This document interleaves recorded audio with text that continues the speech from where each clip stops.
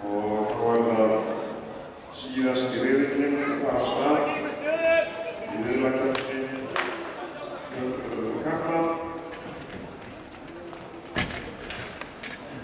og klukkan 12:30 klukkan 60 metra utanhásar frá